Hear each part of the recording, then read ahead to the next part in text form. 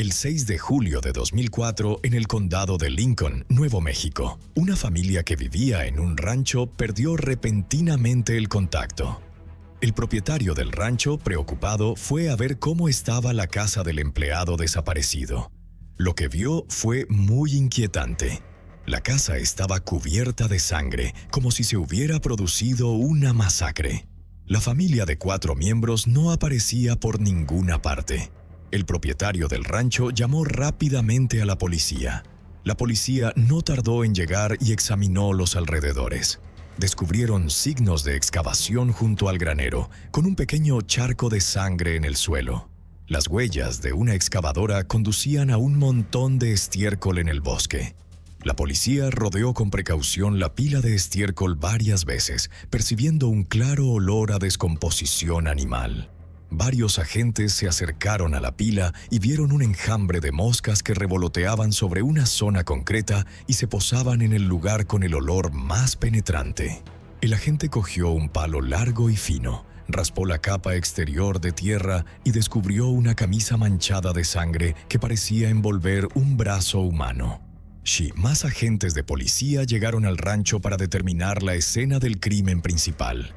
Desenterraron 3 cadáveres del montón de estiércol. El propietario, Delbert Paul Posey, su esposa, Tryon Schmidt, y su hija, Marilea. Sus miembros estaban entrelazados en una manta manchada de sangre. La causa de la muerte de los 3 fueron heridas de bala en la cabeza. ¿Por qué iba el asesino a matar tan cruelmente a una familia de 3 miembros, incluida una niña? La policía se puso rápidamente en contacto con los parientes de las víctimas, que les informaron de que, además de las 3 víctimas, la familia tenía un hijo de 14 años llamado Cody Posey, que se alojaba en casa de un amigo no muy lejos de casa. Minutos después, la policía se reunió con Cody. Declaró que el día anterior había tenido una discusión con su padre, Paul, que se quejaba de que Cody no limpiaba el corral de los caballos a fondo o con suficiente rapidez. Cody consideraba que su padre era demasiado quisquilloso y le criticaba constantemente, pero su padre nunca le ayudaba. Cody le replicó algunas palabras, lo que provocó el enfado de su padre y una fuerte discusión. Al final, su padre le tiró las llaves del coche y le dijo que se largara. Cody no tenía carné de conducir, pero ya había conducido camiones en el rancho. Así que, por despecho, condujo hasta la casa de un amigo y allí ha estado desde entonces, sin volver nunca a casa. ¿Es cierto el testimonio de Cody? La policía no lo sabía, pero se dieron cuenta de que su cuerpo temblaba continuamente mientras hablaba, como si estuviera aterrorizado. ¿De qué tenía miedo? La policía no reveló a Cody que su familia había sido asesinada. Solo le preguntaron si sus padres sabían dónde se alojaba. Cody se lo pensó un momento y dijo que había llamado a casa, pero nadie contestó. Supuso que sus padres habrían salido a hacer algo. Cody creía que su relación con su padre y su madrastra era buena. Aunque de vez en cuando discutían, sus padres le caían bien y quería a su hermanastra. Tras el interrogatorio, la policía, siguiendo el procedimiento habitual, tomó fotografías de Cody. Observaron marcas de quemaduras en su hombro izquierdo, pero Cody explicó que a veces hacía trabajos de soldadura en el rancho y que podría haber tocado accidentalmente metal caliente, causándole las quemaduras. ¿Es Cody el único superviviente de esta tragedia familiar o es el autor material de la misma? Si está implicado de algún modo, ¿cuál es el motivo? Al día siguiente, la policía, perpleja, vuelve a citar a Cody, intentando obtener de él pistas útiles. Al principio, Cody repitió tranquilamente el testimonio que había dado anteriormente, insistiendo en que su relación con sus padres y su hermana pequeña era buena. Pero a medida que pasaba el tiempo y aumentaba la presión, Cody empezó a derrumbarse. Con lágrimas en los ojos gritó: «Solo les diré la verdad». A partir de ese momento, la conducta y el comportamiento de Cody cambiaron por completo. Cody dijo que realmente odiaba a su padre, Paul. Ya no podía soportar las palizas y el tormento de su padre. Creía que solo con la muerte de su padre y su desaparición de este mundo podría vivir una vida mejor. La noche anterior al incidente, su padre llamó a Cody al dormitorio principal. Su madrastra estaba desnuda en la cama y su padre solo llevaba ropa interior. Cody no quería entrar, pero su padre insistió en que intimara con su madrastra. Cuando Cody volvió a negarse, su padre cogió de repente una bombona de gas y le amenazó con quemarle. Al día siguiente, su padre se peleó con él por algo trivial. Durante una discusión con su madrastra y su hermana pequeña, Cody cogió una pistola y disparó a su padre, que estaba a punto de entrar en la habitación. A continuación, se dirigió al salón. Apuntó con la pistola a su madrastra y a su hermana pequeña, y las eliminó a ambas. Tras el incidente, Cody planeó utilizar una máquina para cavar un hoyo y enterrar los 3 cadáveres, pero en la práctica le resultó ineficaz.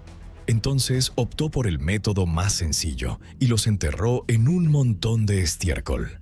A continuación, Cody se marchó en coche y se deshizo del arma en otro campo de heno antes de dirigirse a casa de un amigo para refugiarse.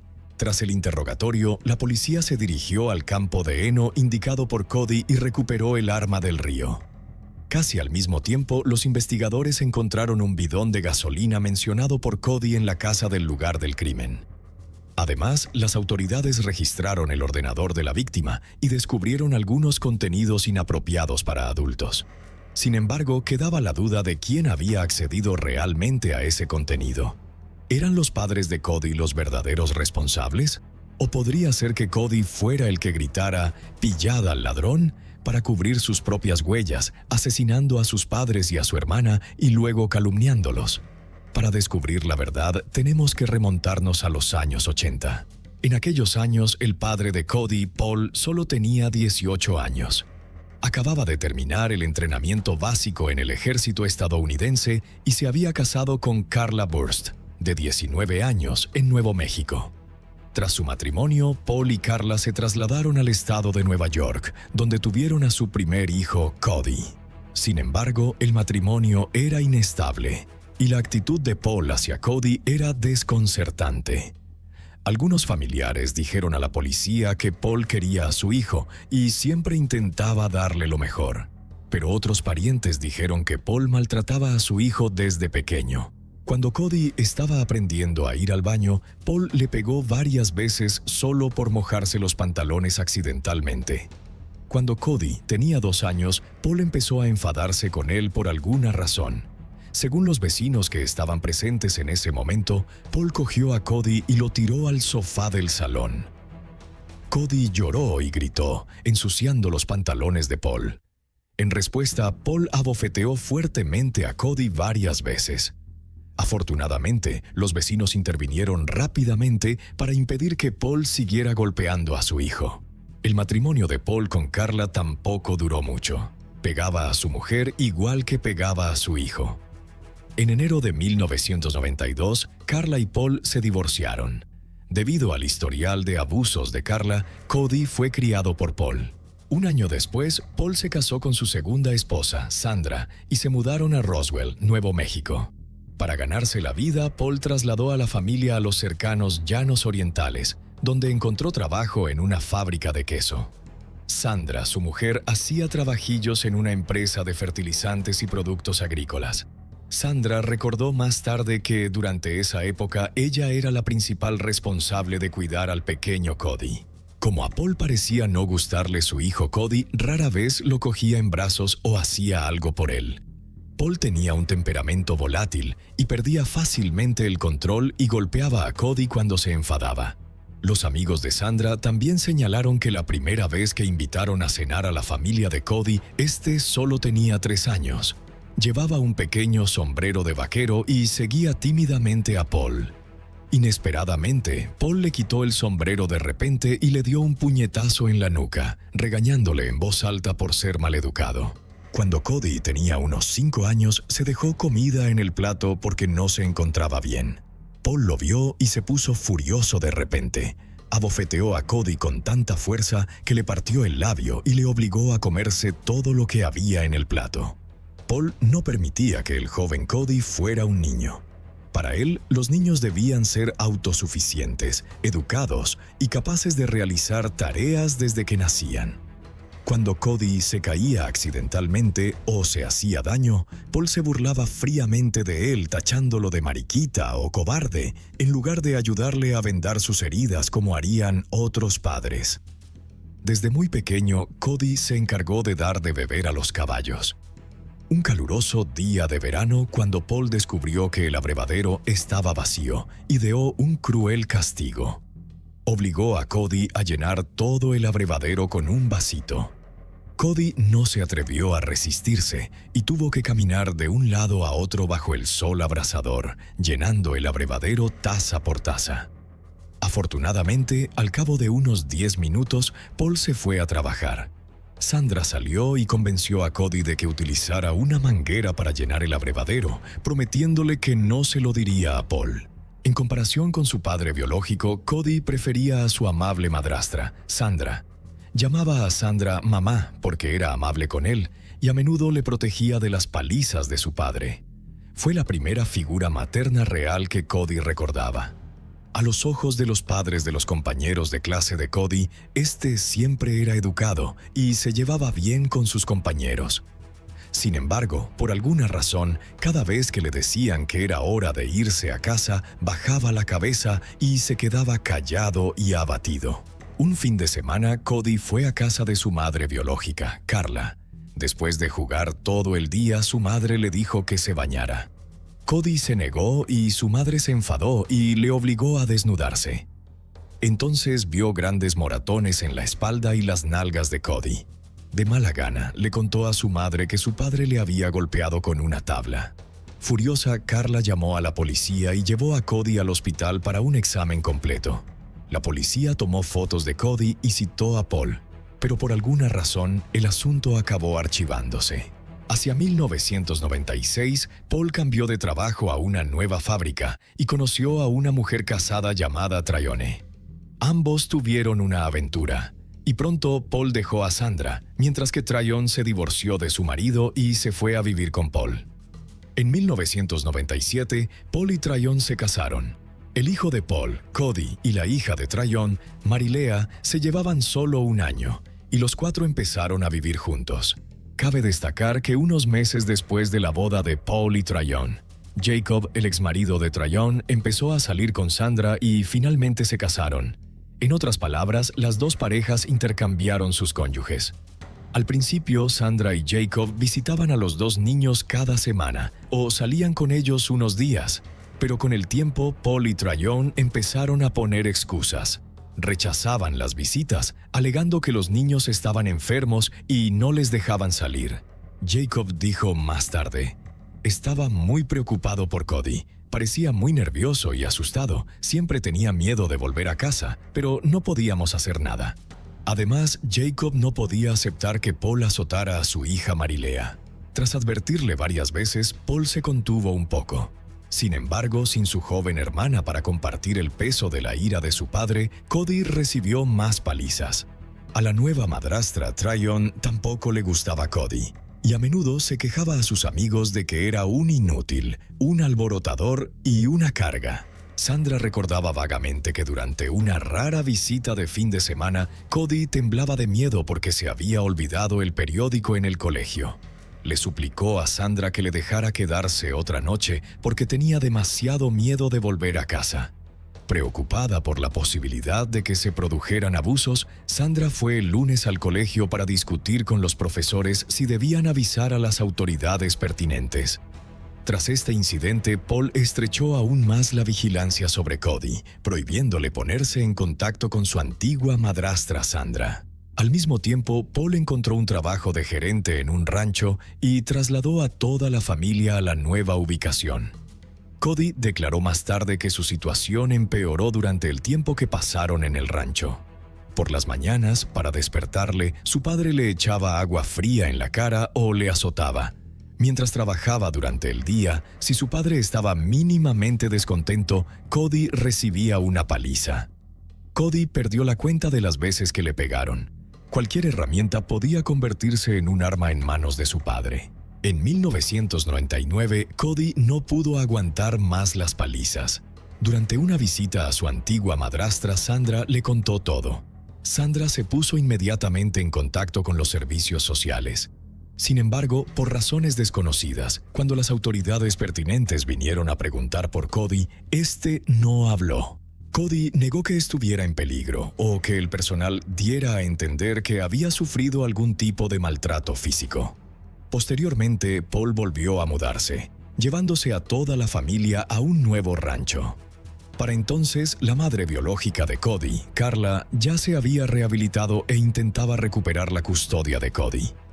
Cody vivió con su madre durante un tiempo, que describió como la mejor época de su vida, libre de abusos verbales o violencia física, donde podía hacer lo que quisiera. Su madre le quería mucho, y su padrastro también. Sin embargo, este periodo de felicidad no duró mucho. En julio de 2000, menos de un año después, Carla murió en un accidente de coche. En el funeral de su madre, Cody miró temeroso a su padre. Prefería quedarse sin casa a vivir con su padre, pero su padre tenía la custodia total sobre él, y finalmente Cody se subió de mala gana al coche de su padre y regresó al rancho, lo que le asustó. Los antiguos profesores de Cody dijeron a la policía que era un buen chico que nunca necesitaba corrección. Sin embargo, su padre, Paul, era extremadamente estricto con él. Con solo mirar a Cody, Paul podía hacer que dejara lo que estuviera haciendo y se quedara quieto, aunque estuviera charlando alegremente con sus amigos. En cambio, Paul y su mujer, Trayone, trataban a su hija Marilea de forma muy diferente, siempre sonriéndole, animándola y elogiándola por ser una chica maravillosa. A pesar de ello, los profesores no pensaban que Cody estuviera siendo maltratado por sus padres, ya que los padres maltratadores no suelen relacionarse con los colegios. Cody dijo a la policía que nunca se atrevió a causar problemas en la escuela, sabiendo que cualquier denuncia a su padre por parte de un profesor o director acarrearía consecuencias. Cuando hablaba en clase, su padre le perseguía y le pegaba sin piedad con un cinturón. A medida que crecía, los castigos de su padre se hacían más severos. Una vez, Cody sacó un suspenso en una de sus clases a pesar de tener buenas notas en las demás, pero aún así su padre le castigó haciéndole dormir en el granero durante todo un curso escolar. Cody se volvió cada vez más precavido, pero los accidentes seguían ocurriendo de vez en cuando. Un día, mientras volvía a poner el té en la nevera, Cody tiró accidentalmente un vaso de la mesa y lo rompió. Su padre se abalanzó sobre él, le tiró al suelo de un puñetazo, se sentó a horcajadas sobre él y le abofeteó repetidamente, llamándole tonto. Cody estaba destrozado, pero no había nadie en casa con quien pudiera hablar. Solo podía correr a las montañas y murmurar para sí mismo donde nadie pudiera oírle. Cody no se atrevía a contar los abusos a adultos desconocidos porque su hermana pequeña, Marilea, no le quitaba ojo en el colegio. En otoño de 2001, Paul volvió a mudarse. Antes de salir del colegio, un profesor sustituto vio a Cody solo en las escaleras y quiso hablar con él. Pero, de repente, Marilea corrió hacia él y le advirtió que no le contara nada sobre su familia. Era un secreto. Cody no quería problemas, así que se deshizo de la profesora y se marchó. Unos días más tarde, Cody siguió a su padre hasta el rancho Chaves Canyon, en el condado de Lincoln, escenario del incidente inicial. Aunque al principio no estaba contento con la familia Sam, Cody se fue adaptando poco a poco al rancho y empezó a cogerle cariño al dueño, el señor Sam Donaldson, que era el único lo bastante educado como para saludarle. Sin embargo, la situación de Cody en casa seguía siendo desesperada. Su padre y su madrastra le impedían jugar con sus compañeros después de clase o incluso hablar con ellos en el colegio, y mucho menos participar en actividades extraescolares. Cody contó a la policía que, en realidad, en el colegio era un niño bastante normal, educado, atlético, le gustaba jugar al baloncesto y siempre parecía feliz y relajado. Sin embargo, después del colegio, su estado de ánimo se volvía repentinamente depresivo. Lo que desconcertaba a los demás era que, por mucho calor que hiciera, Cody siempre llevaba manga larga y pantalones. Según Cody, durante esos días, la violencia de su padre Paul fue en aumento. Hiciera lo que hiciera, Cody acababa inevitablemente recibiendo palizas de su padre, a veces hasta 3 o 4 veces al día. Solo la escuela le proporcionaba cierto alivio, pero el problema era que su joven hermana Marilea seguía vigilándole allí e informaba a su padre y a su madrastra, lo que provocaba otra ronda de palizas cuando volvía a casa. Además, su padre solía decirle a Cody que, cuando era más joven, deberían haberle atado en un saco lleno de piedras y tirado al agua, como si se deshicieran de un cachorro no deseado. Desde entonces, Cody ha desarrollado miedo al agua, exacerbado por la insistencia de Paul en hacerle desnudarse y saltar a un tanque de agua más alto que una persona durante el otoño y el invierno para arreglar piezas rotas. En cuanto Cody entraba en el agua, temblaba de frío. Suplicó a su padre que le dejara ponerse ropa, pero Paul le agarró del pelo, le empujó de nuevo al agua y le obligó a sumergirse. Cody no entendía por qué le caía tan mal a su padre. Intentaba desesperadamente complacer a su padre, dispuesto a hacer cualquier cosa para hacerle feliz. Pero la mayoría de las veces su padre solo le culpaba, le insultaba y le pegaba. La madrastra Tryon no era diferente. A pesar de los esfuerzos de Cody por complacerla, cada vez le tenía más antipatía y se volvía más cruel, abusando verbalmente de él y pegándole. Cody anhelaba tener una familia de verdad, como las de la tele. Hacía todo lo posible por complacer a su familia, intentando ser el niño que hiciera sentirse orgullosos a sus padres.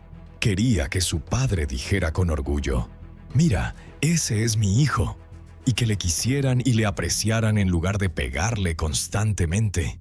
Para aliviar su pena, Cody adoptó un cachorro discapacitado de un amigo. El cachorro solo tenía 3 patas, pero era vivaracho y se llevaba bien con Cody. Cody ahorró $40 en secreto para llevar al cachorro al veterinario. Sin embargo, su padre Paul tenía otros planes. Delante de Cody disparó despiadadamente y mató al cachorro. Un amigo íntimo de Cody contó más tarde a la policía que durante las vacaciones de verano, mientras ayudaba a Paul en el trabajo, fue testigo directo de cómo Paul maltrataba a Cody. En una ocasión, Paul le dijo despectivamente a Cody que ojalá nunca hubiera nacido. Durante el caluroso verano, Paul no dejaba beber agua a Cody y a veces incluso le negaba la comida. A los ojos de Paul, Cody parecía más un esclavo al que explotar a su antojo que su propio hijo. Cody no sentía calor en casa, la escuela era su único santuario genuino. Sin embargo, con la llegada de 2003, ni siquiera la escuela podía cobijar ya a Cody. Los profesores recordaban vagamente una ocasión en la que la madrastra de Cody, Tryon, refutó con maldad un cumplido sobre que Cody era un niño educado y con talento, diciendo que en casa no era así. No hacía las tareas, era vago y maleducado. Añadió que era una suerte que su madre hubiera muerto pronto o se habría enfurecido al ver a Cody así. Además, en el colegio, los niños se hacían bromas escondiendo las cosas de los demás. Cuando escondían las pertenencias de Cody, se ponía ansioso y angustiado. Las reacciones de Cody eran mucho más importantes que las de otros niños. En una ocasión, una profesora oyó a Cody decirle a otro alumno: «Odio mucho a mis padres y ellos también me odian a mí». Preocupada, la profesora llamó a Paul y Tryon para hablar del asunto con Cody. Sin embargo, al ver a Cody, inmediatamente empezaron a gritar. Cody también parecía otra persona, negando cualquier problema en la relación con sus padres. Desde entonces, cada vez que sonaba el timbre después de clase, el alegre Cody se transformaba en una persona seria y algo retraída. Si su hermanastra Marilea estaba cerca, Cody no hablaba ni sonreía ni siquiera durante la clase. Según los amigos de Cody, Paul y Tryon, pagaba a Marilea para que vigilara a Cody. Con el tiempo, muchos profesores y alumnos se dieron cuenta de que Cody siempre tenía heridas en la cara cuando iba al colegio. Cody lo explicaba diciendo que se había golpeado con una pelota y que no tenía nada que ver con sus padres. Más tarde, Cody empezó a sentir algo por una compañera latina. Sin embargo, su padre y su madrastra eran racistas. Cuando descubrieron a Cody charlando con la chica, lo inmovilizaron y le propinaron una severa paliza. Paul volvió a trasladar a Cody a otro colegio. En el verano de 2004, Cody había perdido interés por todo. Ya no bromeaba con la gente. Un día, un compañero de clase vio a Cody con heridas en la cabeza, sentado solo en un banco y llorando. Se acercaron a él y le preguntaron qué le pasaba. Cody respondió: «Quiero matar a mis padres». Al mismo tiempo, Paul empezó a guardar armas en armarios porque, a pesar de su confianza en controlar a Cody, temía que éste pudiera utilizar un arma contra él. Resultó que su temor no era infundado. El 4 de julio de 2004, Cody se levantó temprano como de costumbre. Terminó de desayunar y fue a limpiar el rancho antes de ayudar a entrenar a un caballo joven. Sin embargo, a Paul no le gustó la forma en que Cody estaba adiestrando al caballo y le regañó. Cody, que siempre había sido manso, replicó de repente a su padre, y ambos se enzarzaron rápidamente en una acalorada discusión. Sin embargo, al final, Cody siguió el camino de su padre. Por la noche, sus padres llamaron a Cody a la habitación. Su padre, con una pequeña bombona de gas en la mano, solo tenía que girar el interruptor de atrás para que la larga y fina boquilla de delante emitiera llamas. Su madrastra apartó las sábanas y se tumbó desnuda en la cama, tal y como había dicho antes. Su padre exigió a Cody que mantuviera relaciones íntimas con su madrastra, pero Cody se negó. Su padre le quemó con las llamas. Cody corrió furioso a su habitación y se echó a llorar en la cama. Le invadieron varias emociones negativas. Recordó que su madrastra le había dicho antes: «De todas formas, no tenemos lazos de sangre. ¿Qué tiene de malo?». Perdido en sus propios pensamientos, Cody no sabía qué harían a continuación, ni cómo lo tratarían, pero estaba seguro de que nunca lo habían considerado su hijo. Justo después de que sonara el despertador el lunes, Cody se puso rápidamente la ropa y salió corriendo de casa para evitar encontrarse con su padre y madrastra. Durante el desayuno, sus padres hicieron como si no hubiera pasado nada. Cody se sorprendió, pensando que lo ignorarían, pero para su sorpresa, cuando cogió la escoba para empezar a barrer el patio, Paul lo criticó y luego siguió golpeando a Cody. Perdiendo completamente la compostura, Cody se dio cuenta por casualidad de que la alforja que se veneraba en el altar contenía un arma utilizada para cazar serpientes, así que cogió el arma sin importarle nada más. La activó y disparó, comenzando la masacre. Cuando Cody admitió el asesinato y confesó todo lo sucedido, la policía lo detuvo inmediatamente y lo envió a un centro de detención de menores para una evaluación mental. Los expertos creen que Cody presentaba una serie de obstáculos, cuyo origen no era solo la violencia de su padre y la muerte de su madre, sino también una disciplina excesiva y una depresión grave. Sufría crueles abusos mentales y físicos, conflictos con su padre y, probablemente, abusos sexuales. El 5 de julio de 2004, día del incidente, sufrió un colapso mental, que no fue permanente sino causado por una presión extrema. Los acontecimientos inesperados previos al incidente exacerbaron la ansiedad, la depresión y la sensación de pérdida de control de Cody. Por eso, cuando su padre volvió a insultarle, recordó la agresión sexual de la noche anterior y el miedo a su padre alcanzó su punto álgido, lo que llevó a Cody a coger una pistola e intentar eliminar la fuente de daño que le causaba. A los 14 años, a Cody le resultaba difícil pensar como un adulto. Completamente abrumado por sus emociones en aquel momento, creyendo realmente que su padre le mataría, de ahí que optara por resistirse. Sin embargo, otro grupo de expertos cree que Cody probablemente fabricó y exageró el daño que le infligieron sus padres. Quizá ya había planeado el asesinato antes de que ocurriera el incidente. En el vídeo del interrogatorio, Cody permaneció tranquilo, aparentemente indiferente a lo que ocurría. La única vez que mostró emoción fue al hablar de la muerte de su madre. No mostró culpabilidad por el asesinato ni la excitación propia de un asesino en serie. Este comportamiento se considera ilógico para un chico de 14 años. Algunos expertos creen que Cody era plenamente consciente de sus actos durante el crimen y que ya había mostrado signos de trastorno mental. Esto contrasta con la creencia común de que se encontraba en un estado extremo de confusión emocional. Esta conclusión se basa en los resultados de la evaluación psicológica de Cody. El juicio, que había sido difícil de programar, se aplazó finalmente hasta el 17 de enero de 2006. La fiscalía argumentó que Cody había premeditado el asesinato, porque recibió una llamada del dueño del rancho y sabía que éste se encontraba fuera de la granja durante los días del crimen, lo que le dio la oportunidad de cometer el asesinato.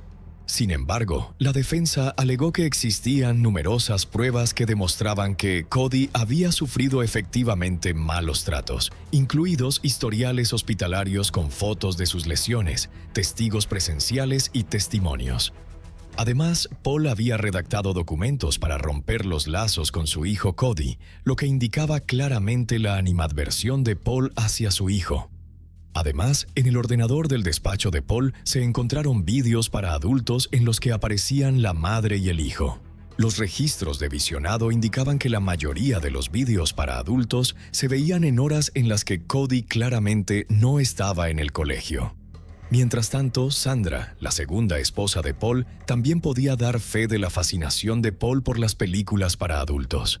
Posteriormente, los testigos subieron al estrado y relataron los malos tratos de Paul hacia su hijo Cody, que iban desde arrancarle dientes, abofetearle con un matamoscas, echarle agua fría, patearle las costillas hasta rompérselas e incluso matar al querido perro de Cody. El juicio duró casi un mes. El 7 de febrero de 2006, después de deliberar durante 4 horas, el jurado llegó a un veredicto.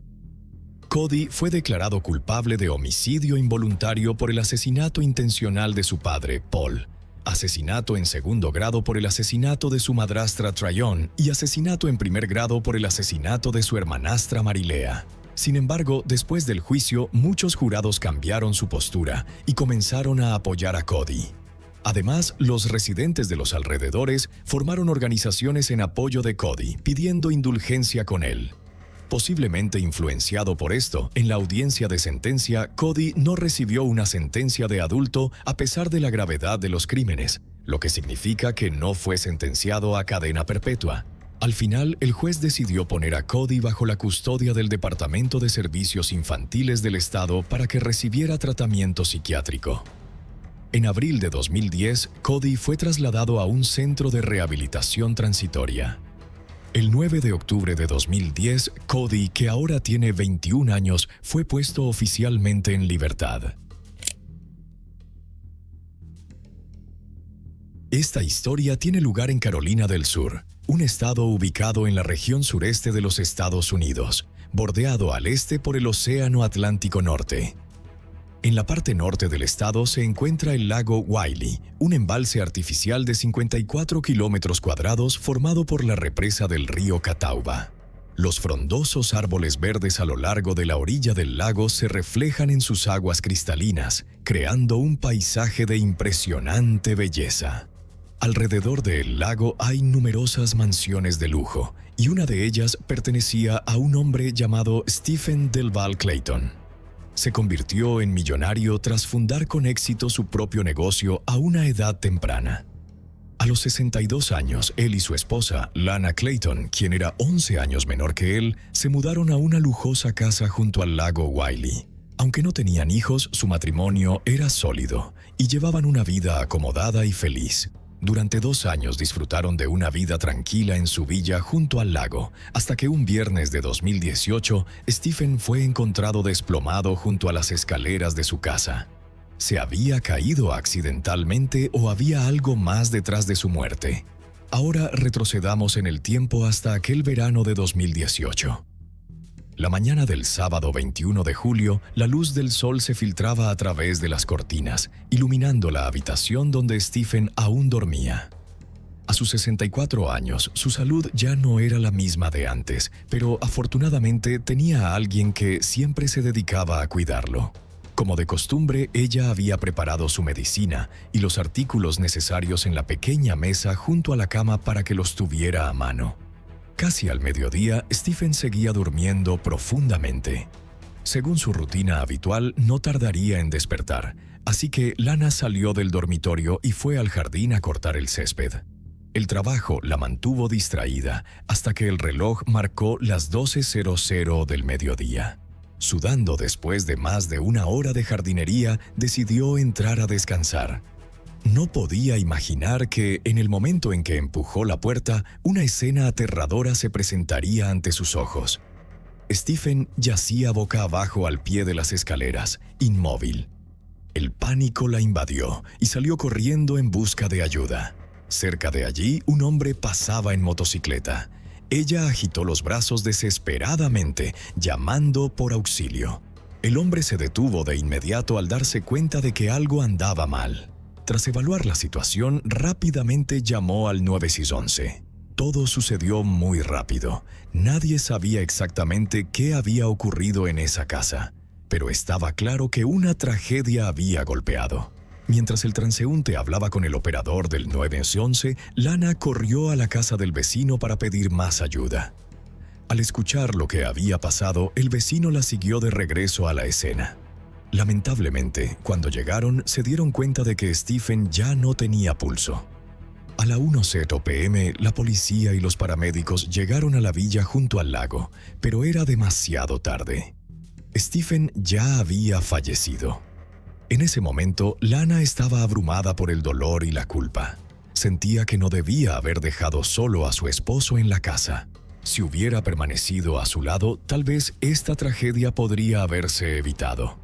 Según los informes, Stephen Delval Clayton tenía 64 años en ese momento. Nació en Florida y entre sus muchos hermanos tenía un vínculo especialmente cercano con su hermana Rosie.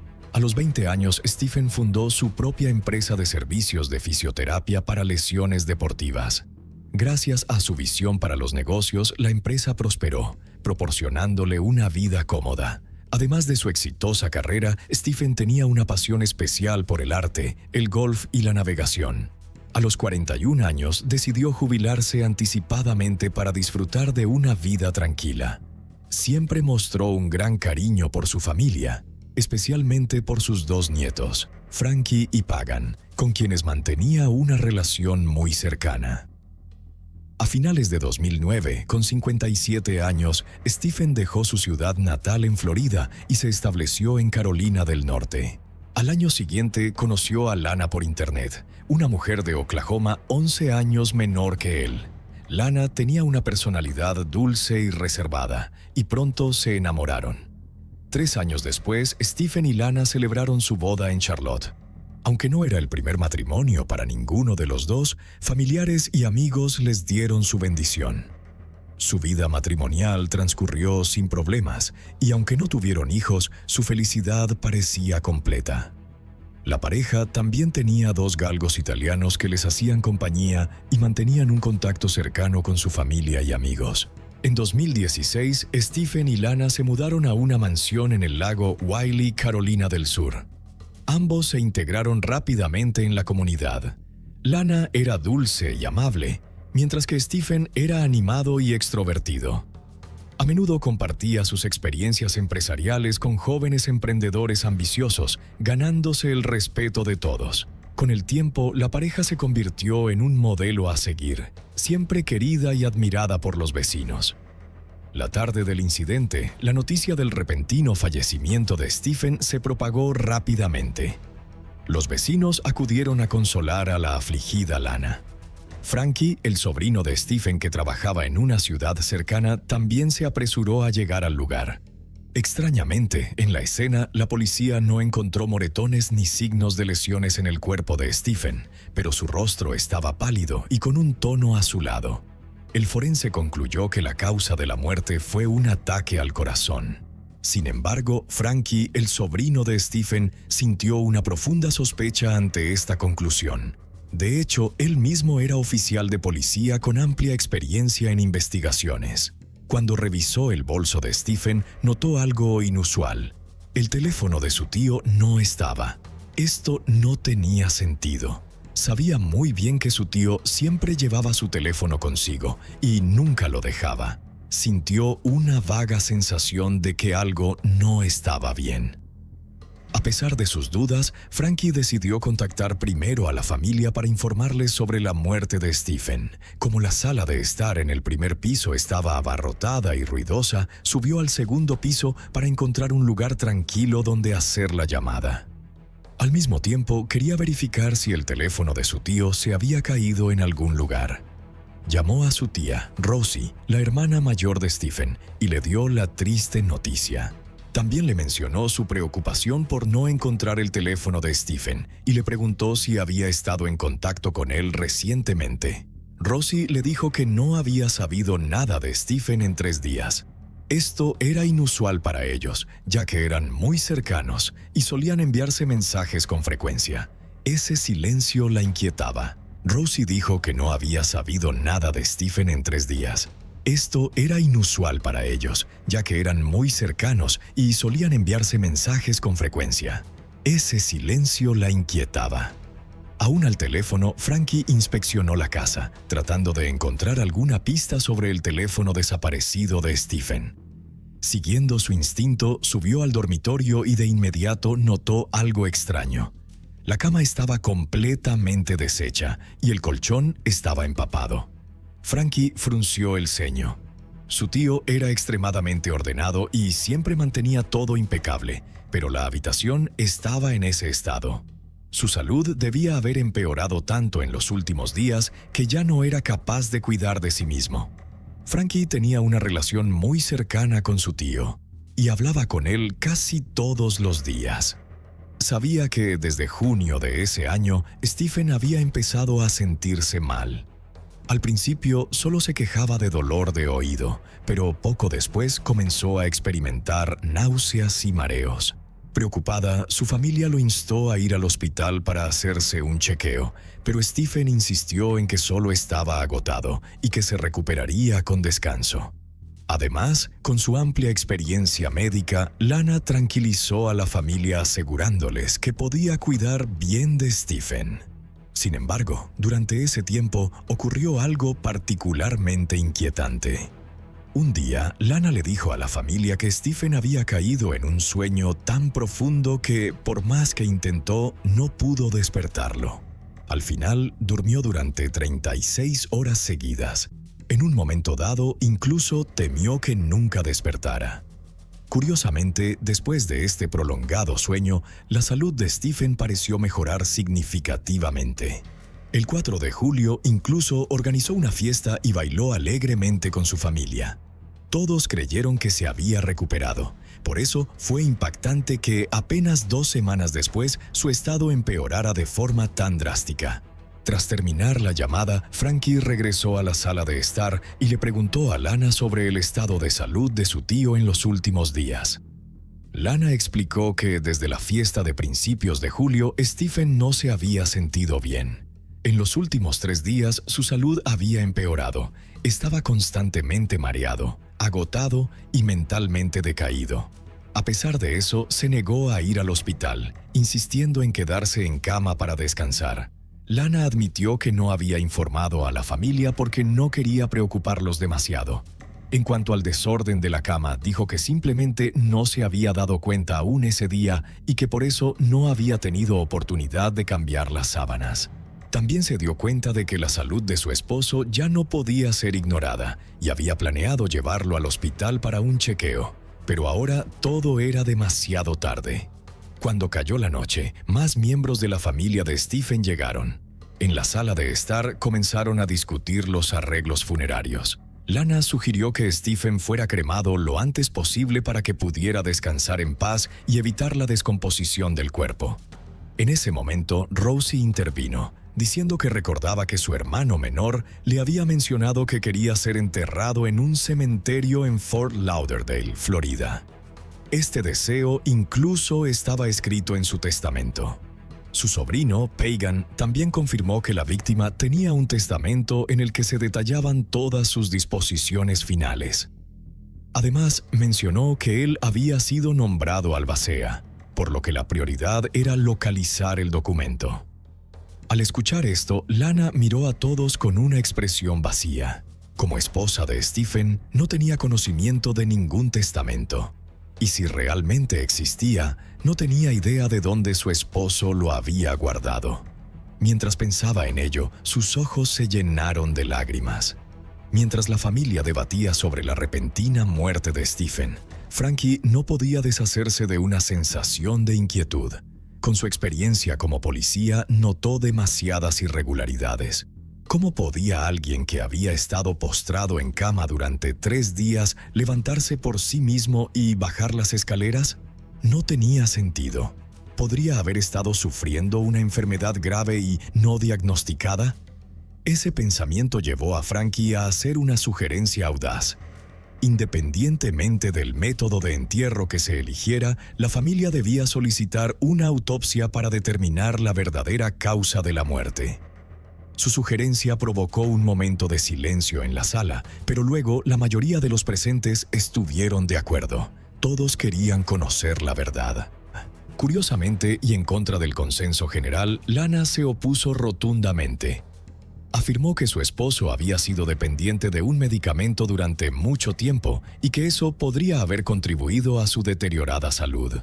Si se realizaba una autopsia, esto saldría a la luz y dañaría la reputación que él había construido durante toda su vida. Creía que no había necesidad de profundizar más. A veces, la verdad era mejor dejarla enterrada. La fuerte reacción de Lana dejó a Frankie y Pagan escépticos. Nunca habían sabido que Stephen tuviera el hábito de consumir medicamentos de manera prolongada, pero tampoco podían descartar completamente la posibilidad. Lana había sido la persona más cercana a él, y era lógico suponer que conocía más sobre su vida privada que ellos. El 4 de agosto, la familia celebró el funeral de Stephen. Durante la ceremonia, Pagan y otros volvieron a mencionar el tema del testamento, pero Lana seguía insistiendo en que no sabía nada al respecto. Sin ninguna pista nueva, el asunto tuvo que quedar en pausa. Después del funeral, Frankie condujo hasta la casa de Pagan para hablar sobre la muerte de su tío Stephen. Cuanto más conversaban, más sospechoso les parecía el comportamiento de su tía. Frankie ya no podía mantenerse en silencio. Sus sospechas iban en aumento. Si la salud de Stephen había empeorado tanto que no podía levantarse de la cama durante 3 días, ¿por qué Lana no se lo había dicho a la familia? ¿Por qué no lo llevó al hospital para que lo revisaran? No tenía sentido. Además, cuando encontraron a Stephen desplomado, había un teléfono en la casa, pero Lana no llamó al 911. En lugar de eso, salió corriendo a buscar a alguien más para hacerlo, lo que provocó un retraso inexplicable. Pero lo más importante, ¿dónde estaba el teléfono de Stephen? Nadie tenía una respuesta. Al principio, Pagan pensó que quizá su tía simplemente había entrado en pánico. Perder a su esposo tan repentinamente podría haberla dejado confundida y actuando de manera errática. Sin embargo, al pensarlo más detenidamente, todo comenzó a parecer sospechoso. Cuando la familia sugirió una autopsia, Lana se opuso con firmeza, insistiendo en la cremación lo antes posible. Su actitud era tan insistente que generó aún más sospechas. Entonces, un recuerdo pasó por la mente de Pagan, un detalle que no había notado antes. Justo al día siguiente de la muerte de Stephen, había llamado a Lana para hablar sobre la búsqueda del testamento de su tío, pero su respuesta lo sorprendió. Por teléfono, ella había sido fría y tajante, diciéndole que no fuera a la casa porque era su propiedad y que ella se encargaría de todo. Luego colgó abruptamente. Después de su conversación, Frankie y Pagan llegaron a una conclusión clara. La muerte de su tío no había sido algo simple. Había demasiadas irregularidades y estaban convencidos de que Lana ocultaba algo. Con su experiencia en investigaciones, Frankie sabía que no podían apresurarse. Si su tía realmente estaba involucrada, cualquier movimiento impulsivo solo la pondría en alerta. Necesitaban descubrir la verdad, pero primero debía investigar con cuidado, y lo mejor era hacerlo solo. El primer paso que tomó fue visitar a algunos de los vecinos de Stephen para preguntar si habían notado algo inusual en los últimos días. Todos dijeron que no habían observado nada fuera de lo común. Aunque nadie había visto a la víctima durante varios días antes de su muerte, Lana les había dicho que no se sentía bien y que estaba descansando en casa. Después de eso, Frankie fue a un hospital cercano para verificar si había algún registro médico de Stephen, pero no encontró nada. Aunque su investigación no había arrojado pruebas concretas, su instinto le decía que algo no estaba bien. Sintiendo la necesidad de una segunda opinión, volvió a contactar a Pagan y, juntos, llamaron a su tía Rosie para conocer su opinión. Después de escucharlos, Rosie admitió que ella también había comenzado a dudar de Lana. Al principio, había confiado en que ella cuidaría bien de Stephen, pero después de ver el terrible estado en que estaba el dormitorio el día de su muerte, le resultaba difícil creer que realmente hubiera recibido la atención adecuada. Tras discutir la situación, los tres acordaron que un médico forense debía realizar una autopsia al cuerpo de Stephen. En ese momento, Lana ya había programado su cremación en la funeraria.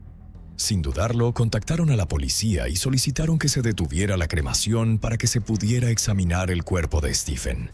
Comprendiendo la gravedad de la situación, decidieron no informarle a Lana sobre sus acciones. El 29 de agosto se publicó el informe de la autopsia. Los resultados mostraron que el corazón de Stephen estaba perfectamente sano y que no había señales de que dependiera de ningún medicamento. Lo más notable fue que se encontró una alta concentración de una sustancia química en su sangre. Este químico era comúnmente encontrado en gotas para los ojos, utilizadas externamente para reducir el enrojecimiento y aliviar la fatiga ocular. Sin embargo, nunca estaba destinado a ser ingerido. Si se consumía, podía causar mareos, náuseas y, en casos graves, supresión respiratoria, disminución del ritmo cardíaco o incluso la muerte. Este descubrimiento les recordó de inmediato un episodio de la serie de crimen CSI, en el que una víctima había consumido sin saberlo una bebida que contenía la misma sustancia y murió poco después.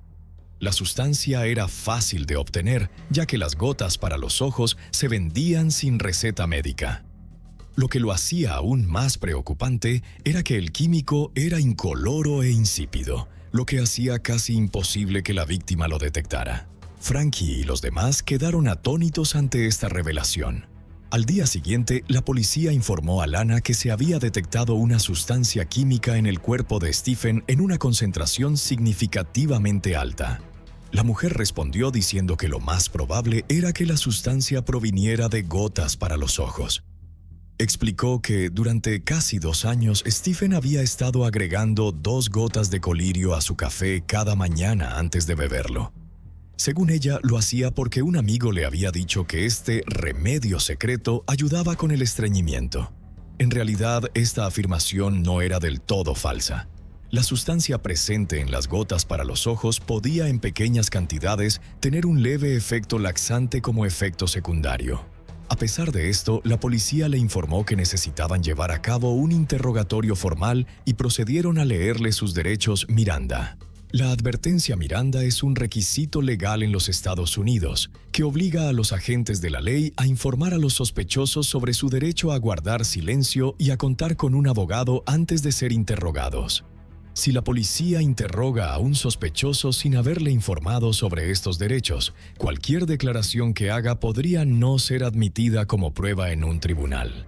Durante el interrogatorio, la policía descubrió que, durante años, la víctima siempre había preparado su propio café, pero debido a sus recientes problemas de salud, Lana había comenzado a prepararlo por él. Como eran las únicas 2 personas que vivían en la casa, los investigadores sospechaban que los altos niveles de la sustancia química en el organismo de Stephen podrían haber sido administrados intencionalmente por su esposa. Al darse cuenta de que era sospechosa, Lana rápidamente agregó que Stephen llevaba consumiendo gotas para los ojos de esa manera desde hacía mucho tiempo. Reconoció que el método tenía un leve efecto laxante y que, como solo añadía 1 o 2 gotas cada vez, nunca pensó que pudiera hacerle daño, por lo que nunca lo detuvo. El constante interrogatorio comenzó a frustrarla cada vez más. Reaccionó con vehemencia, asegurando que no tenía nada que ver con la muerte de su esposo. Sin embargo, después de recuperar la calma, la policía continuó haciéndole más preguntas. A lo largo del proceso, ella negó firmemente todas las acusaciones, insistiendo en su inocencia. También declaró que, en los últimos 2 o 3 años, el estado mental de su esposo había ido deteriorándose. no solo la insultaba con frecuencia y en ocasiones perdía el control de sus emociones, sino que también mostraba tendencias autodestructivas. Lana insistió en que era Stephen quien añadía las gotas para los ojos por su propia voluntad. Después del interrogatorio, Lana parecía exhausta y pidió regresar a casa. Un oficial de policía la escoltó de vuelta y durante todo el trayecto permaneció en silencio. Solo cuando el coche se detuvo frente a la puerta, justo cuando el oficial estaba a punto de irse, de repente habló, recordando los días previos a la muerte de su esposo. Su voz era baja, como si esos recuerdos pesaran sobre sus hombros. Contó que en ese momento Stephen apenas podía cuidarse por sí mismo. Ella había dejado de trabajar temporalmente para atenderlo a tiempo completo, ayudándolo incluso con las cosas más pequeñas. Sin embargo, su condición empeoró, hasta el punto de que no podía controlar su cuerpo y ensuciaba la cama con frecuencia. Cada vez que ocurría, ella lo limpiaba, lo bañaba, le cambiaba la ropa y se ocupaba de él en cada detalle. El problema era que, en lugar de estar agradecido, Stephen descargaba su frustración con ella. Se volvía irritable, autoritario, la regañaba constantemente, transformando cada día en esa casa en un ciclo agotador y asfixiante. Intentó ser paciente, pero después de solo unos días, su tolerancia comenzó a agotarse. En ese momento, el oficial no dijo nada. Simplemente la observó en silencio mientras continuaba hablando. Después de una larga pausa, Lana finalmente confesó. Recordó la pequeña mesa junto a la cama, donde había colocado pañuelos, un orinal, medicinas y agua para Stephen. Eran objetos que originalmente estaban destinados a cuidar de su esposo, pero que en sus ojos se habían convertido en símbolos de encierro, de los días agotadores que tenía que soportar. La ira la consumió. Sin pensar, tomó las gotas para los ojos, las apretó en su mano y sin darse cuenta presionó con fuerza. El líquido cayó dentro del vaso de agua de Stephen mientras él dormía profundamente a su lado. A la mañana siguiente, él despertó y bebió el vaso de agua sin sospechar nada. Poco después comenzó a jadear, su cuerpo se volvió completamente débil. Intentó levantarse y arrastrarse escaleras abajo en busca de ayuda, pero de repente su respiración se detuvo. En un instante, su cuerpo colapsó, quedando inmóvil justo ahí. Los resultados de toxicología coincidían completamente con esta confesión. Cuando le preguntaron por qué lo había hecho, Lana bajó la cabeza, con la voz cargada de remordimiento. No había querido matarlo. Solo quería que sufriera un poco, que sintiera la impotencia que ella había sentido, pero no sabía que eso terminaría con su vida. Después de que Lana terminara su confesión, la policía se retiró e informó de inmediato a sus superiores. Su testimonio era demasiado claro como para ignorarlo. A la mañana siguiente, la policía obtuvo una orden de arresto y se dirigió inmediatamente a su casa. Pero cuando llegaron, Lana había desaparecido, no porque hubiera huido, sino porque estaba en el hospital. Resultó que la noche después de que la policía se fuera, ella había escrito una nota de suicidio. En ella expresaba un profundo arrepentimiento por haber envenenado accidentalmente a su esposo, admitiendo que su ira en un momento de debilidad la había llevado a cometer un acto irreversible. Las líneas rotas de su escritura reflejaban el tormento y la desesperación de una mujer que lo había perdido todo. Después de escribir la carta, Lana tomó una gran cantidad de pastillas para dormir, intentando poner fin a todo. A la mañana siguiente, un vecino pasó por su casa para verla y notó que algo no estaba bien, por lo que llamó inmediatamente al 911. Gracias a la rápida respuesta de los paramédicos, Lana fue trasladada de urgencia al hospital. Sobrevivió, pero ahora ya no había forma de escapar. Tras su arresto, un vecino le contó a Frankie que la mañana después de la muerte de Stephen había visto a Lana quemando algo en el patio. Preocupado por el riesgo de incendio, intentó detenerla. Los documentos no se habían quemado por completo y parecían ser papeles de importancia. Cuando le preguntó qué estaba quemando, Lana respondió con indiferencia que solo eran viejos papeles desechados. Al enterarse de esto, Frankie y Pagan corrieron al patio para investigar.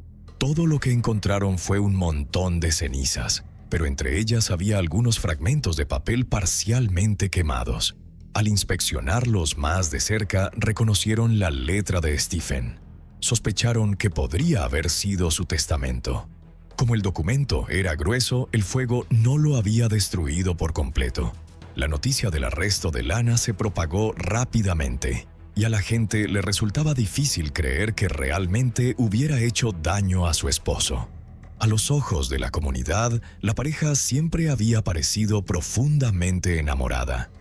Stephen adoraba a su esposa, y nadie podía comprender qué la había llevado a cometer semejante acto. Algunas personas, que no conocían toda la historia, especularon que Stephen podría haber tenido una aventura o que Lana podría haber sido infiel con otra persona, lo que habría llevado a una ruptura en su matrimonio. La familia de Stephen estaba indignada por los rumores que circulaban sobre una posible infidelidad.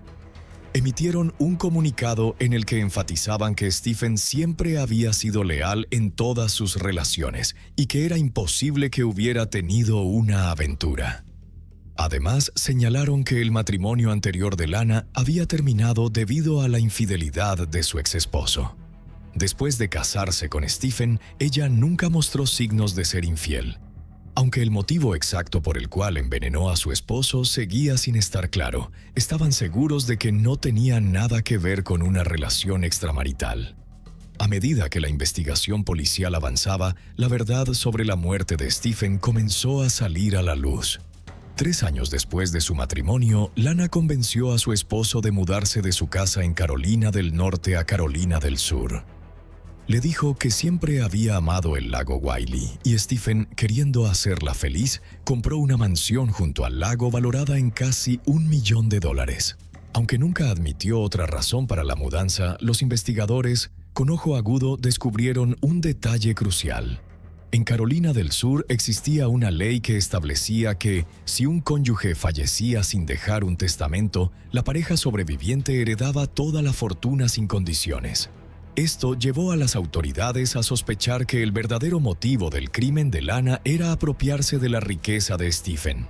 Su insistencia en que no existía ningún testamento probablemente se debía a que, si el documento se encontraba, los bienes de Stephen serían distribuidos entre varios herederos, en especial sus 2 sobrinos, Pagan y Frankie. Esto dejaría a Lana con una parte mucho menor de la herencia en comparación con lo que recibiría si no hubiera testamento. Durante la investigación, la policía descubrió otro incidente sospechoso ocurrido 2 años antes. Poco después de que la pareja se mudara a Carolina del Sur, Stephen había sufrido un accidente en casa. Era un apasionado coleccionista de arte y había llevado muchas piezas valiosas a su nuevo hogar. Entre su colección se encontraba una ballesta ornamentada que guardaba en un gabinete dentro de su sala privada de colección. De vez en cuando la sacaba para admirarla. Una noche, Stephen se despertó repentinamente debido a un dolor agudo en la parte posterior de la cabeza. Sintió una punzada sorda y palpitante, y por instinto llevó la mano al área afectada. Cuando la retiró, notó una pequeña cantidad de sangre. Aunque la herida no era profunda ni grave, fue lo suficiente para sobresaltarlo. De pie junto a la cama estaba su esposa, Lana, mirándolo con una expresión inocente. Con aparente preocupación le preguntó si estaba bien. Rápidamente se disculpó y explicó que había estado observando su ballesta más temprano y le había parecido fascinante. Quiso colocar la flecha para ver si podía dispararla, pero por más que lo intentó, no logró que funcionara correctamente. Frustrada, decidió llevarla al dormitorio para pedirle ayuda a Stephen. Sin embargo, de alguna manera, la flecha se disparó repentinamente por sí sola. Afortunadamente, no impactó directamente en Stephen, sino que solo le rozó la cabeza, causándole una herida menor. Lana parecía profundamente arrepentida y al verla tan alterada, Stephen la tranquilizó diciéndole que no era gran cosa. No la culpó y le pidió que no se sintiera mal. La pareja nunca le contó a su familia sobre el incidente, restándole importancia y considerándolo un desafortunado pero inofensivo accidente. Poco después, sus vidas volvieron a la normalidad. Pero ahora la policía creía que el incidente no había sido un accidente en absoluto. Los investigadores sospechaban que Lana había intentado asesinar a su esposo mientras dormía utilizando la ballesta, pero debido a su falta de experiencia y nerviosismo había fallado el disparo. Al no lograrlo, pudo haber decidido intentarlo de nuevo, esta vez con un método mucho más insidioso y calculado. Al analizar el deterioro de la salud de Stephen en los 3 días previos a su muerte, la policía teorizó que Lana comenzó administrándole pequeñas dosis de gotas para los ojos en sus bebidas. El veneno lo debilitó gradualmente, dejándolo postrado en cama. A medida que la toxicidad en su organismo aumentaba, su estado se agravó hasta quedar completamente incapacitado. En aquel fatídico día, a pesar de su frágil estado, es probable que el instinto de supervivencia de Stephen lo ayudara a levantarse de la cama. Sin un teléfono con el que pudiera pedir ayuda, su única opción fue arrastrarse escaleras abajo en busca de auxilio. Desafortunadamente, el destino fue demasiado cruel. Antes de llegar a su objetivo, se desplomó al pie de las escaleras, donde la vida lo abandonó por completo. En cuanto al teléfono desaparecido, finalmente se resolvió el misterio. Lana admitió que 3 días antes de la muerte de Stephen lo había arrojado al lago. Esto explicaba por qué su familia no había podido contactarlo en sus últimos días. Basándose en los resultados de la investigación, la policía sospechaba que Lana había premeditado el asesinato de su esposo con el único propósito de quedarse con toda su herencia. Por otro lado, Lana insistía en que solo había actuado en un momento de ira. Afirmó que incluso el incidente de la ballesta, ocurrido 2 años antes, había sido simplemente un acto de rebeldía. Según ella, solo quería hacer que su esposo sufriera un poco y dejara de molestarla, pero nunca tuvo la intención de matarlo. Entre lágrimas, Lana relató su traumático pasado. Reveló que, cuando era niña, había sido agredida por un tío y que, años más tarde, tras unirse a la Fuerza Aérea como adulta, había sido atacada nuevamente en una base militar. Según ella, estas experiencias la habían dejado con un profundo miedo a la violencia doméstica, lo que la llevó a actuar impulsivamente contra Stephen. Sin embargo, su defensa no generó mucha simpatía. A la mayoría le resultaba difícil creer que simplemente había actuado por impulso, especialmente considerando su método. Envenenar a su esposo con gotas para los ojos no era algo en lo que una persona promedio pensaría. Además, no se trató de un acto aislado de violencia. Envenenó sistemáticamente a Stephen durante un periodo prolongado. Sus acciones calculadas sugerían que no fue un crimen pasional, sino un plan meticuloso y siniestro. 2 meses después de la muerte de Stephen, el caso llegó a juicio en el Tribunal del Circuito de Carolina del Sur. Lana Clayton fue acusada de asesinato y, tras múltiples audiencias, finalmente se llegó a un veredicto. En enero de 2020, el tribunal la declaró culpable de homicidio en 2º grado y la condenó a 25 años de prisión sin posibilidad de libertad condicional. Cabe mencionar que apenas un mes después del arresto de Lana, ocurrió un caso similar en Charlotte, Carolina del Norte. Una mujer de 32 años, Stacy, fue encontrada muerta en el sofá de su casa. Su causa de muerte fue oficialmente dictaminada como un ataque al corazón. Dado que Stacy había sido sometida a una cirugía cardíaca anteriormente, nadie cuestionó el informe médico y su familia aceptó la explicación. Su esposo, Joshua, de 34 años, cremó el cuerpo y organizó el funeral. Poco después, cobró un seguro de vida de $250,000 y rápidamente comenzó a salir con una nueva novia. Su comportamiento repentino y sospechoso despertó inquietud entre los familiares de Stacy, lo que los llevó a solicitar una investigación policial. Varios meses después, la policía descubrió que Stacy había firmado un documento de donación de órganos antes de su muerte y también había almacenado un vial con su sangre. Cuando esta muestra fue enviada para su análisis, los resultados revelaron una concentración anormalmente alta de ciertos compuestos químicos comúnmente encontrados en las gotas para los ojos. Su familia estaba convencida de que Joshua había asesinado a su esposa. Lamentablemente, como el cuerpo de Stacy ya había sido cremado, no había suficiente evidencia física para acusarlo formalmente.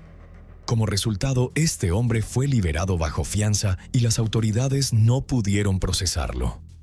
Poco después se vio implicado en otro caso, relacionado con el incendio intencional de un helicóptero, y enfrentó nuevos cargos, aunque ninguno de estos casos ha llegado aún a una conclusión. Debido a que estos dos crímenes ocurrieron en un periodo tan cercano, muchas personas especularon que Joshua había copiado deliberadamente el método de Lana.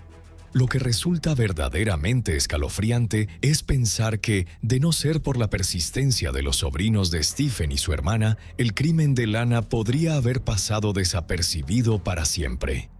Stephen amaba y confiaba en su esposa, pero la mayor tragedia de su vida vino de las manos de la persona en la que más confiaba. Durante mucho tiempo, Lana envenenó a su esposo en secreto, gota a gota, minando su salud y su vida. Si no hubiera sido por la sospecha y la determinación de Frankie y Pagan de llegar hasta el final en busca de la verdad, quizá la muerte de Stephen habría quedado para siempre oculta bajo la apariencia de una tragedia natural. La avaricia es un arma de doble filo, capaz de hacer que las personas pierdan tanto la moral como la humanidad. Por un momento de ira, por una intención pasajera, Lana destruyó para siempre no solo la vida de su esposo, sino también la suya propia. La felicidad que alguna vez compartieron quedó enterrada bajo las cenizas del egoísmo y la ambición. Una vez que se siembra el crimen, no hay marcha atrás. Esto es un recordatorio conmovedor de que la confianza es la base de toda relación. Pero la confianza ciega puede convertirse en un cuchillo que te apuñala por la espalda. A veces, las personas más cercanas a ti son las que ocultan los secretos más peligrosos. Siempre escucha, siempre observa, siempre mantente alerta. No permitas que la verdad sea enterrada, porque la justicia solo llega para aquellos que se atreven a buscarla. La mañana de Nochebuena en Laconia, New Hampshire, se suponía que debía ser un momento de emoción y alegría. Las familias se preparaban para las festividades, los niños esperaban ansiosos sus regalos y el pueblo estaba lleno del espíritu navideño. Pero dentro del apartamento 67 en Blueberry Lane, algo había salido terriblemente mal. Alrededor de las 8 a.m., una niña estaba afuera, hablando con urgencia por teléfono. Momentos después, su abuela, Sherry Connor, salió corriendo en pánico, gritando, «¡No está respirando!». Los paramédicos llegaron rápidamente y llevaron a un niño pequeño e inconsciente a la ambulancia. Denise Vaughan Jr., de 5 años, fue trasladado de urgencia al hospital, pero ya era demasiado tarde. Inicialmente, la situación no estaba clara. Sin embargo, a medida que la policía profundizaba en su investigación, surgieron detalles inquietantes. Los vecinos informaron haber escuchado ruidos angustiantes y los trabajadores sociales habían expresado preocupaciones anteriormente. A pesar de estas señales de advertencia, no se tomó ninguna medida a tiempo. Ahora, la dura realidad de lo que había ocurrido detrás de esas puertas cerradas finalmente se revelaba. Denise Vaughan Jr., cariñosamente llamado Boo por su madre, Danielle Vaughan, nació el 11 de junio de 2014 en Laconia, New Hampshire. Desde el primer momento en que lo sostuvo en brazos, quedó encantada con su marca de nacimiento especial. Un pequeño mechón de cabello que sobresalía juguetonamente entre sus brillantes rizos rubios, haciéndolo aún más adorable. La infancia de Boo fue una celebración de energía ilimitada y pura alegría. Ya fuera chapoteando feliz en una piscina o riendo mientras jugaba en la nieve, su espíritu aventurero brillaba en cada momento capturado. Su risa era contagiosa. Su presencia, una fuente constante de calidez, y su naturaleza juguetona lo hacía imposible de resistir. Sin embargo, su madre, Danielle Vaughan, tuvo una infancia lejos de ser despreocupada. Creció en un hogar turbulento bajo el cuidado de su madre, Sherry Connor, quien tenía un carácter volátil y era propensa a arrebatos y comportamientos erráticos. A los 15 años, Danielle quedó al cuidado de un amigo de su madre, Dennis Vaughan Sr., un hombre casado de casi 50 años. A pesar de la gran diferencia de edad, su relación se tornó romántica. Con el tiempo, Danielle quedó embarazada. Finalmente, la pareja se casó y tuvo 4 hijos juntos, siendo el más pequeño Dennis Vaughan Jr. Desafortunadamente, su matrimonio estuvo marcado por la turbulencia. Dennis Sr. ejercía un control dominante sobre Danielle y se volvió violento. Ambos cayeron en el consumo de drogas, lo que los llevó a múltiples arrestos. En 2016, las autoridades allanaron su hogar y, como resultado, ambos perdieron la custodia de sus hijos. Para Danielle, esto marcó el inicio de una dolorosa batalla de 4 años. Decidida a recuperar a sus hijos, cambió su vida por completo. Dejó las drogas, asistió a todas las citas obligatorias y consiguió una vivienda estable lejos de su esposo. Para 2017, el tribunal otorgó la custodia de Boo y sus hermanos a su abuela materna, Sherry Connor.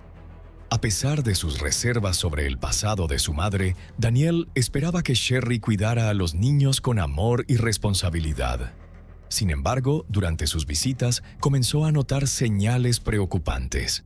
Sus hijos, en ocasiones, tenían moretones e incluso uno sufrió una conmoción cerebral. Sherry siempre tenía una explicación, pero la inquietud de Danielle iba en aumento. Un día notó moretones con la forma de dedos en sus barbillas. La imagen la golpeó como un eco doloroso del pasado. Su madre solía agarrarla de la misma manera. Una escalofriante oleada de miedo la invadió. ¿Se estaba repitiendo la historia? Danielle no era ajena a la ira de Sherry. La había soportado durante años. Pero esta vez no era solo ella quien sufría, sino sus hijos.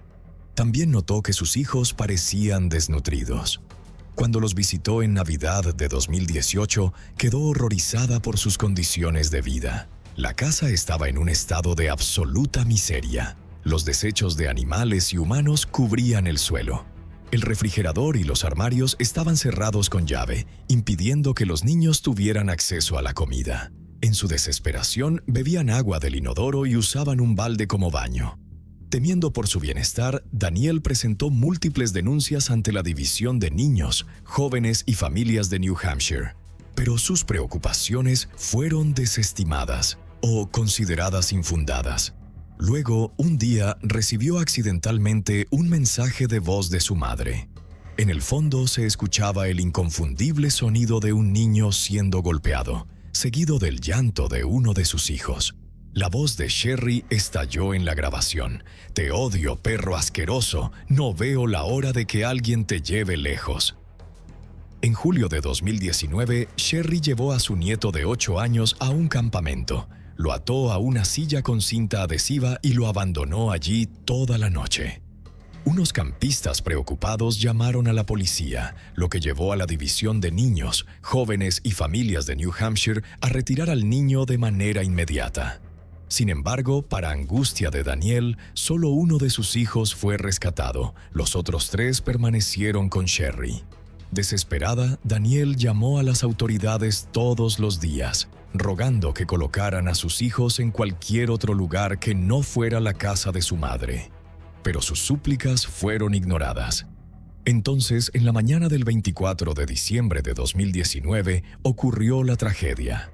Los servicios de emergencia fueron enviados a la casa de Sherry después de que Boo, de solo 5 años, fuera encontrado inconsciente. Fue trasladado de urgencia al Lakes Region General Hospital, pero a pesar de todos los esfuerzos por salvarlo, fue declarado muerto. Las autoridades rápidamente consideraron las circunstancias sospechosas. Investigadores de la Policía Estatal de New Hampshire llegaron al lugar para descubrir la aterradora verdad de lo que había estado ocurriendo. La unidad de delitos mayores registró minuciosamente la casa, recopilando pruebas hasta bien entrada la jornada. Los vecinos que vivían cerca de Sherry y sus nietos llevaban mucho tiempo preocupados por lo que habían presenciado. Joyce Hendrickson, quien vivía al lado, recordó cómo con frecuencia escuchaba gritos, golpes y otros ruidos inquietantes provenientes del apartamento. Sherry compartía la casa con 3 niños, una niña y 2 perros. Durante los 2 años que Joyce vivió junto a ellos, su preocupación creció. Los registros policiales confirmaron más tarde que las autoridades de Laconia habían acudido al domicilio en múltiples ocasiones en los meses previos a la muerte de Boo. El hijo de Joyce, Phil, también había notado señales preocupantes. En febrero vio a uno de los niños afuera, descalzo en el frío extremo. Para junio observó comportamientos aún más alarmantes. Decidido a actuar, grabó un video y presentó una denuncia ante la policía de Laconia. Los agentes visitaron el apartamento el 20 de junio por un asunto relacionado con menores. Tanto en agosto como en octubre, la policía también respondió a quejas sobre los animales en la vivienda. Luego, en la mañana de Nochebuena, Phil vio a la hermana de Boo afuera alrededor de las 8 a.m., hablando con urgencia por teléfono con el 911. Instantes después, presenció cómo Sherry salía corriendo, exclamando: «¡No está respirando!». Los paramédicos del Departamento de Bomberos de Laconia llegaron rápidamente, sacaron a Boo del apartamento y lo subieron a una ambulancia que partió a toda velocidad hacia el hospital. Mientras tanto, esa misma mañana, Daniel Bogan estaba trabajando como personal de limpieza en el Hospital Elliot. Menos de una hora después de comenzar su turno, un sargento de la policía estatal llegó y pidió hablar con ella en privado. Nunca olvidaría el escalofriante momento en que él la miró y le dijo: «Boo está muerto». Se realizó una autopsia a Boo, pero las autoridades retuvieron los resultados y no los hicieron públicos. Funcionarios de la oficina del fiscal general adjunto declararon que la causa y la forma de la muerte aún estaban bajo investigación. Se requerían más estudios para determinar las circunstancias exactas de la muerte de Boo. Sin embargo, la gravedad de sus lesiones llevó a las autoridades a retirar a sus hermanos sobrevivientes de la custodia de Sherry. Un documento judicial confirmó más tarde que los importantes moretones en el cuerpo de Boo fueron clave para la decisión de revocar la tutela de Sherry. La agencia informó al tribunal que Sherry estaba bajo investigación como principal sospechosa en la muerte de Boo. 5 meses después, la oficina del fiscal general finalmente reveló la causa de muerte de Boo: homicidio por traumatismo contundente en la cabeza y el cuello. A pesar de esta determinación, no se realizaron arrestos ni se identificó públicamente a ningún sospechoso. El caso quedó estancado durante años. Para febrero de 2022, más de 2 años después de la muerte de Boo, Daniel seguía buscando justicia.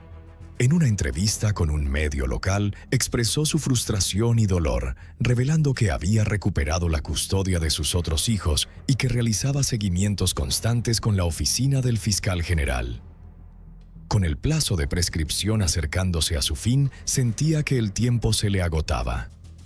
En diciembre de 2022, Daniel presentó una demanda por homicidio culposo contra los servicios de protección infantil, creyendo que era la única forma de responsabilizar al Estado por la muerte de Boo. La demanda, de 85 páginas, detallaba sus intentos repetidos de buscar ayuda y enumeraba 27 informes de presunta violencia familiar presentados entre 2017 y 2019.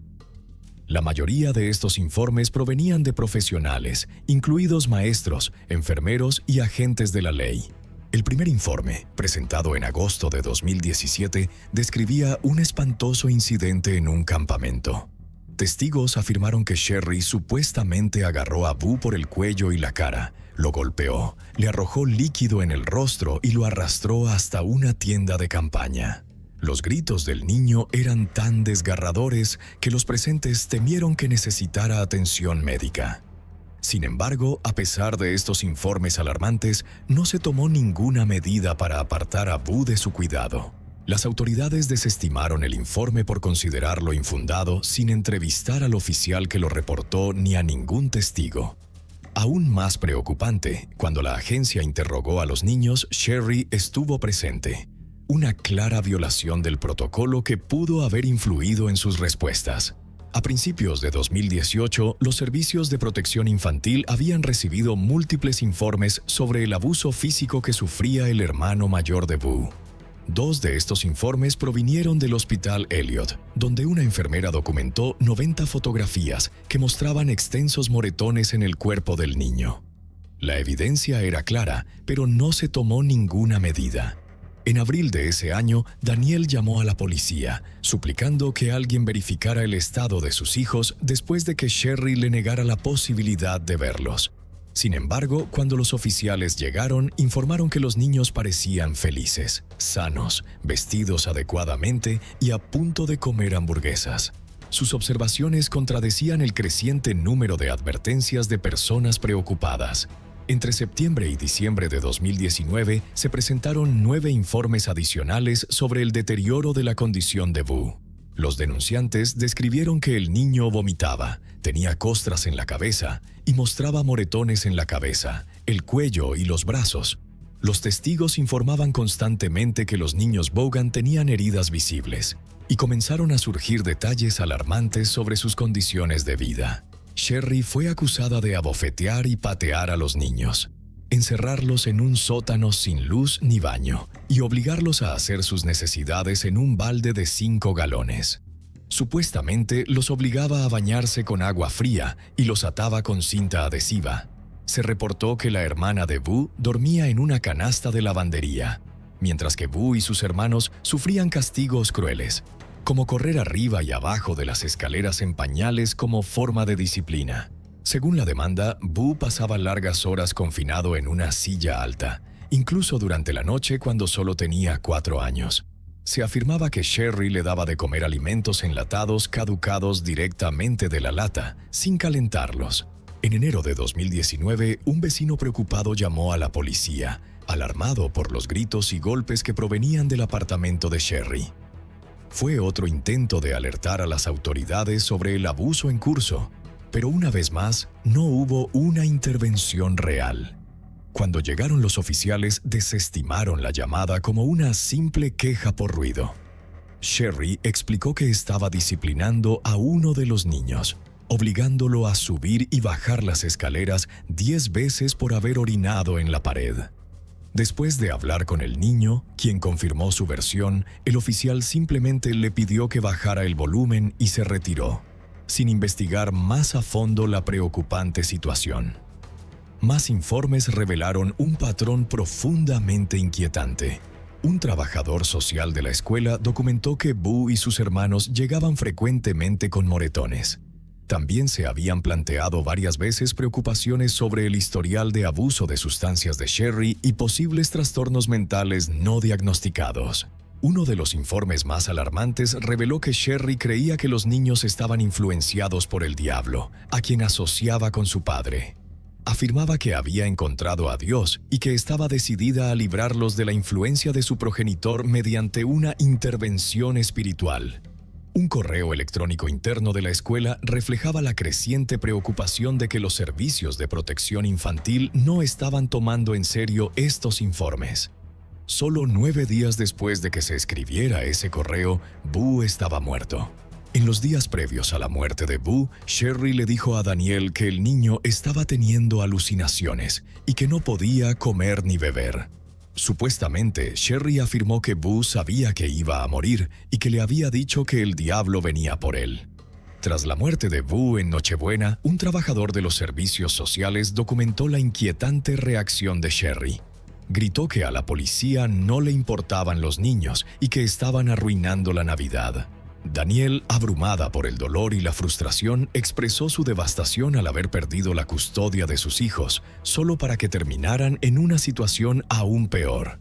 La comunidad local se unió en memoria de Boo, colocando carteles con el mensaje «No olviden a Denise». Una mujer decidida a exigir justicia, incluso marchó hasta la oficina del alcalde con una foto de Boo en la mano exigiendo acción. Muchos criticaron a la oficina del fiscal general por no continuar solicitando información pública sobre el caso de Boo. El Departamento de Policía de Laconia nunca utilizó sus redes sociales para pedir información, y el gobernador fue condenado por no abogar por el caso de Boo, como lo había hecho con otras víctimas infantiles en New Hampshire. A diferencia de otros 3 casos de abuso infantil de alto perfil que impulsaron revisiones oficiales a nivel estatal, el asesinato de Boo no recibió la misma atención. Un informe de noticias llegó a referirse a Boo como la víctima de homicidio de 5 años de la que nadie estaba hablando. La falta de resolución en el caso de Boo resonó profundamente entre aquellos familiarizados con injusticias similares, como la muerte no resuelta de Ayla Reynolds, una niña de 19 meses de Maine, cuyo caso llevaba más de una década sin respuestas. Para entonces, Sherry se había mudado a Maine y aceptó hablar con el New Hampshire Bulletin a través de Facebook Messenger. Admitió haber hablado con los investigadores solo una vez antes de decidir cortar toda comunicación. Después de mi entrevista con el detective, decidí que no hablaría con nadie más, declaró, dejando claro que no tenía intención de cooperar. Cuando le preguntaron por qué, respondió: «Fueron muy crueles conmigo, no confío en nadie». También afirmó no tener conocimiento de los más de 25 informes de presunto abuso que se habían presentado en su contra. Sherry además alegó que los servicios de protección infantil no le proporcionaron suficiente comida, asistencia financiera ni apoyo para cuidar a los 4 niños. Cuando le preguntaron sobre la causa de la muerte de Boo, intentó desviar la conversación presentando un expediente médico de 2016 antes de que tuviera la custodia de los niños. Dicho documento indicaba que Boo había sido tratado por deshidratación en una ocasión. Afirmó que Boo tenía un problema con la bebida, insistiendo en que solía beber agua del inodoro y del tazón del perro. Incluso sugirió que mojaba su pijama en agua para poder chuparlo durante la noche. Además, mencionó que Boo había estado enfermo antes de su muerte, pero no especificó ningún síntoma. En su lugar, insinuó vagamente que el moho en su apartamento podría haber sido la causa. Para justificar los moretones en la cabeza de Boo, Sherry culpó a un paramédico, asegurando que, al sacarlo de la casa, accidentalmente le habían golpeado la cabeza contra una puerta. Incluso cuando se le mostró el certificado de defunción oficial de Boo, que indicaba claramente que la causa de muerte fue un traumatismo por impacto contundente, Sherry siguió insistiendo en que había muerto por causas naturales. A pesar de sus negativas, la comunidad se negó a guardar silencio. En diciembre de 2023 se llevaron a cabo vigilias con velas todos los viernes para conmemorar el 4º aniversario del homicidio de Boo. Seguidores y simpatizantes se reunieron con la esperanza de atraer nuevamente la atención sobre el caso y mostrar solidaridad con los familiares sobrevivientes de Boo. Finalmente, el viernes 16 de agosto de 2024, la Policía Estatal de New Hampshire y el Departamento de Policía de Laconia anunciaron el tan esperado arresto de Sherry Connor. A sus 61 años, fue procesada por homicidio involuntario, enfrentando por fin la justicia por la trágica muerte de Dennis Vaughan Jr. Sherry Connor fue oficialmente acusada de homicidio negligente, además de 6 cargos por agresión en primer grado, 1 cargo por agresión en segundo grado y 4 cargos por manipulación de testigos. Aunque el comunicado oficial no mencionaba el nombre de la víctima, quedaba claro que Sherry finalmente estaba siendo responsabilizada por la muerte de Boo. Estaba programada para comparecer ante el tribunal, aunque no se reveló la fecha exacta. Nuevos y aterradores detalles sobre la muerte de Boo salieron a la luz durante la audiencia de Sherry el lunes siguiente. Las autoridades revelaron que la autopsia de Boo mostró 60 contusiones y abrasiones en su cuerpo, con 18 contusiones y 9 abrasiones solo en la cabeza. El médico forense determinó que muchas de estas lesiones eran recientes, infligidas apenas unas horas antes de su muerte. El día en que Boo murió, Sherry supuestamente se enfureció porque él dejó ropa en el suelo. Como castigo, lo obligó a ponerse todas las prendas que no había recogido y le hizo correr en su lugar. Cuando colapsó de agotamiento, ella lo pateó y lo golpeó en la cabeza y el cuello con una escoba. Cuando la escoba se rompió, lo pisoteó, luego lo cubrió con una manta y lo dejó sin atención durante horas. Más tarde ese día, mientras Boo sufría de fiebre de 104 grados, incontinencia y alucinaciones, Sherry aún se negó a buscar atención médica. En un momento desgarrador, Boo confundió una bolsa de plástico con un regalo de Navidad, aferrándose a cualquier pequeña alegría que pudiera encontrar. En lugar de consolarlo, Sherry cruelmente le dijo que el diablo venía a llevárselo. Murió varias horas después. A pesar de la abrumadora evidencia en su contra, el defensor público de Sherry solicitó su liberación bajo fianza, argumentando que no tenía antecedentes penales, estaba luchando contra el cáncer y estaba preocupada por su perro, que había quedado solo en casa tras su arresto. También cuestionó por qué habían tardado 5 años en presentar cargos en su contra si las autoridades realmente creían que era peligrosa. Sin embargo, el juez rechazó su solicitud de fianza inicial. En octubre de 2024, Sherry tuvo otra audiencia de fianza, durante la cual, entre lágrimas, afirmó que había sido una ciudadana ejemplar desde la muerte de Boo. Su equipo de defensa destacó que había vivido tranquilamente en la comunidad sin incidentes y que no representaba una amenaza para el público. Pero para los seres queridos de Boo, ningún periodo de tiempo ni silencio podría borrar los horrores que ella le había infligido. A medida que pasaban los meses, la frustración crecía por la lentitud del proceso judicial. Para enero de 2025, aún no se había fijado una fecha para el juicio, dejando a Daniel y a los seguidores de Boo en una dolorosa incertidumbre. Mientras tanto, la demanda por homicidio culposo de Daniel contra los servicios de protección infantil seguía sin resolverse, prolongando la lucha por justicia. Los retrasos solo profundizaban las heridas dejadas por años de negligencia institucional. Sin embargo, en medio de la frustración, una cosa seguía clara: quienes habían fallado a Boo no serían olvidados. Decididos a mantener viva su memoria, grupos de defensa y miembros de la comunidad continuaron exigiendo acción. La presión pública aumentó, exigiendo rendición de cuentas no solo para Sherry, sino también para las fallas sistémicas que permitieron que el sufrimiento de Boo pasara desapercibido durante tanto tiempo. El caso dejó de ser solo una búsqueda de justicia para un niño. Se convirtió en un grito de lucha por todos los niños atrapados en ciclos de abuso y en la indiferencia burocrática.